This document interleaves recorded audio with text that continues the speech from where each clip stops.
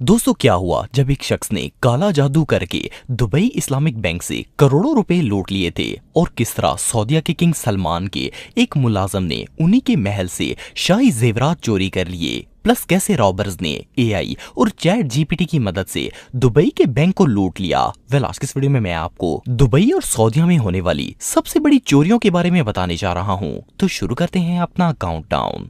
दोस्तों, अगस्त 1995 में यूएई के दुबई इस्लामिक बैंक में एक अफ्रीकन कस्टमर एंटर हुआ। इसका नाम बबानी सिसिस्को था। इसने रिसेप्शन पर आकर बताया कि ये कार खरीदने के लिए लोन अप्लाई करना चाहता है। स्टाफ ने इसे मैनेजर के रूम में भेज दिया और इसने मैनेजर, जिसका नाम अयूब था, इसे सारी बात बताकर लोन देने के लिए राजी कर लिया। बैंक के अंदर तो एक दिन में दर्जनों लोग लोन लेने के लिए आते हैं, इसलिए बैंक मैनेजर के लिए ये कोई नई बात नहीं थी। लेकिन ये शख्स आगे जो करने वाला था, इसका किसी को वहम गुमान भी नहीं था। सिसिस्को ने मैनेजर अयूब के साथ काफी देर गपशप लगाई और जब वहां से निकलने लगा तो इसने अयूब को अपने घर पर डिनर की दावत दे दी। इसका बिहेवियर इतना इंप्रेसिव था कि अयूब इसे ना ही नहीं कर सका और इसके घर डिनर पर चला गया। जब ये लोग खाना खा रहे थे तो सिसिस्को ने अयूब को बताया कि इसके पास एक ऐसा जादू है जिससे आप अपने पैसों को डबल कर सकते हैं। इस शातिर इंसान ने बैंक मैनेजर को इस हद तक कॉन्फिडेंस में ले लिया कि वो दूसरी ही मुलाकात में इसे पैसे देने के लिए तैयार हो गया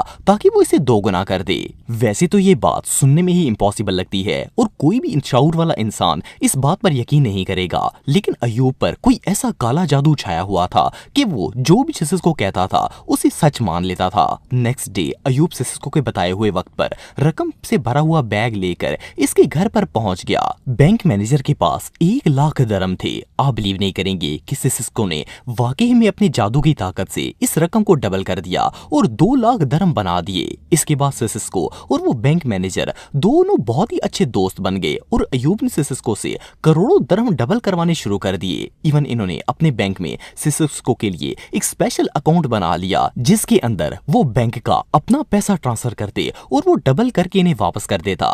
अयूब बैंक के पैसे बैंक में वापस रख देता और जादू के जरिए आने वाली रकम को खुद रख लेता था। कुछ अरसे ये सिलसिला चलता रहा, लेकिन फिर अचानक वो हुआ जो नहीं होना चाहिए था। सिसिस्को ने अयूब से कहा कि वो किसी काम के लिए मुल्क से बाहर जा रहा है, लेकिन वो इसके अकाउंट में पैसे ट्रांसफर करते रहें। जैसे ही वो वापस आएगा वो इस सारी रकम को डबल कर देगा। सिसिस्को ने इस बैंक मैनेजर पर ऐसे काबू पा लिया था कि इसका उससे राब्ता भी नहीं था, फिर भी बैंक मैनेजर मुसलसल इसके अकाउंट में पैसे भेजता ही रहता था। यहाँ तक कि इन्होंने बैंक के फंड से 242 मिलियन डॉलर की ह्यूज अमाउंट बगैर किसी को बताए सिसिस्को के अकाउंट में डाल दी थी। सिसिस्को, जो कि बज़ाहिर बिजी होने का नाटक कर रहा था, वो असल में अयूब को झांसा देकर भाग चुका था। इसने आहिस्ता आहिस्ता वो सारी रकम अपने यूएसए, स्विट्जरलैंड और अफ्रीका के अकाउंट्स में ट्रांसफर कर ली और खुद वहां से गायब हो गया। हैरानगी की बात यह थी कि बैंक मैनेजर की आंखों पर अभी भी पट्टी बंधी हुई थी और उसे कुछ भी समझ नहीं आ रहा था। एक दिन जब अयूब ने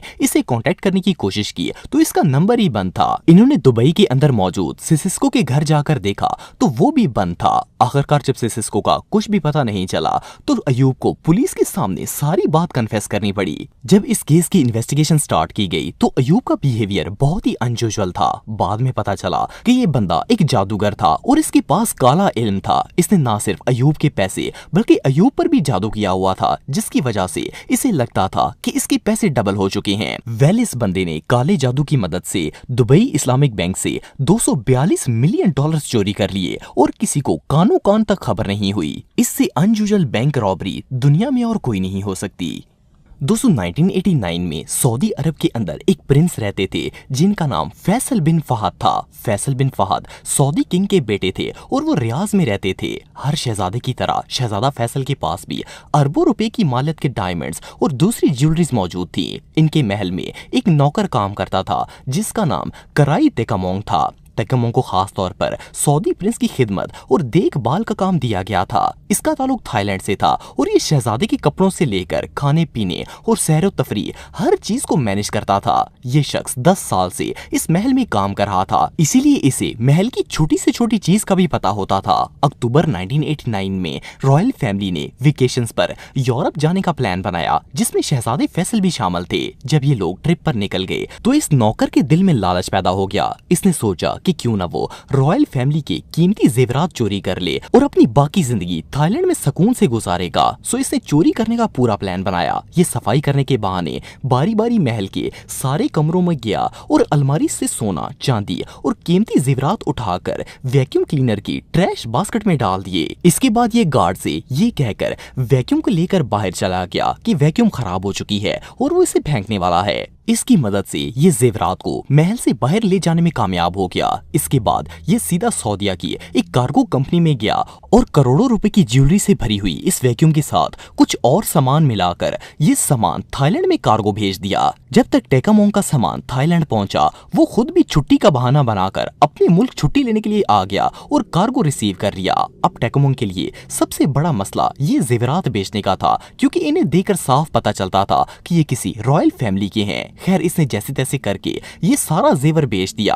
आप बिलीव नहीं करेंगे कि इस शातिर शख्स ने रॉयल फैमिली का 90 किलो से भी ज्यादा सोना चोरी कर लिया और किसी को कानो कान खबर नहीं हुई और ये मक्खन की तरह उस मुल्क से बाहर भी निकल आया। आपको जानकर हैरानगी होगी कि इस वाकये के बाद पिछले 35 सालों से सऊदीया की गवर्नमेंट थाईलैंड की गवर्नमेंट से नाराज है, क्योंकि इन जेवरात को थाईलैंड के अंदर कोई भी रिकवर नहीं कर सका और आज भी सऊदीया की गवर्नमेंट थाईलैंड को नापसंद करती है। दोस्तों, अब जिस बैंक हाइस्ट के बारे में मैं आपको बताने जा रहा हूं, इसे दुनिया की सबसे यूनिक और मॉडर्न बैंक रॉबरीज में से एक माना जाता है। सन 2020 में जब कोरोना वायरस पेंडेमिक चल रहा था, तो हांगकांग के सेंट्रल बैंक के मैनेजर को दुबई के एक बैंक मैनेजर की कॉल रिसीव हुई। दुबई के बैंक मैनेजर ने इन्हें बताया कि वो एक बहुत बड़ा प्रोजेक्ट स्टार्ट करने वाले हैं, जिसके लिए इन्हें $35 मिलियन फंड की जरूरत है। ये दोनों मैनेजर्स क्योंकि एक दूसरे को बहुत अच्छे तरीके से जानते थे, इसीलिए इन्होंने मजीद इन्वेस्टिगेशन किए बगैर रकम ट्रांसफर कर दी। लेकिन फिर कुछ दिनों के बाद जब दोनों मैनेजर्स का आपस में कांटेक्ट हुआ, तो पता चला कि असल में दुबई के मैनेजर ने तो ऐसी कोई कॉल नहीं की और ना ही पैसों की डिमांड की थी। असल में बात ये थी कि ना तो मैनेजर रियल था और ना ही बैंक अकाउंट जिसमें $35 मिलियन ट्रांसफर किए गए थे। लेकिन शॉकिंग चीज ये थी कि जिस नंबर से हांगकांग के मैनेजर को कॉल रिसीव हुई थी, वो भी दुबई बैंक के मैनेजर का ही था और बात करने वाले शख्स की आवाज भी बिल्कुल सेम थी। खैर, दुबई अथॉरिटीज के सामने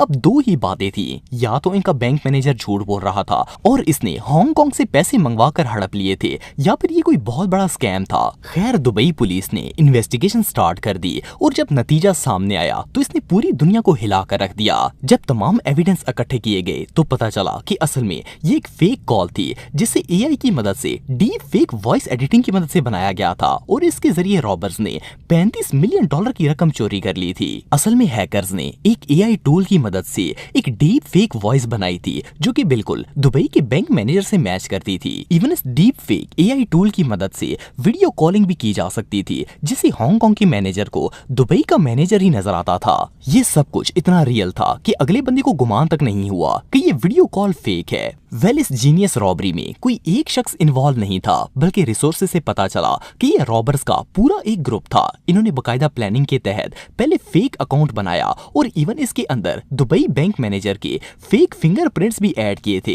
फिर इसके बाद दुबई बैंक के कम्युनिकेशन सिस्टम को हैक किया ताकि हांगकांग कॉल की जा सके और आखिर में वीडियो क्लोनिंग के जरिए हांगकांग के बैंक मैनेजर को बेवकूफ बनाकर पैसे लूट लिए। मजे की बात यह है कि इन चोरों ने इतनी चालाकी से रॉबरी की थी कि इस वजह से इन्हें ढूंढा भी नहीं जा सकता था, क्योंकि ना तो इनकी शक्ल किसी को पता थी, ना आवाज, और इवन इन्होंने अपनी लोकेशन तक जाहिर नहीं होने दी कि ये दुनिया के किस कोने में बैठकर चोरी कर रहे हैं। बहरहाल जो भी हो, इसे दुनिया की सबसे जीनियस रॉबरी कहना गलत नहीं होगा। तो दोस्तों, आज के लिए बस इतना ही। उम्मीद आपको वीडियो पसंद आई होगी। अगर आप मुझे इंस्टाग्राम पे फॉलो करना चाहते हैं तो दी हैदर टीवी पे आप मुझे फॉलो कर सकते हैं। मिलता हूं आपसे नेक्स्ट वीडियो में, तब तक के लिए अल्लाह हाफिज।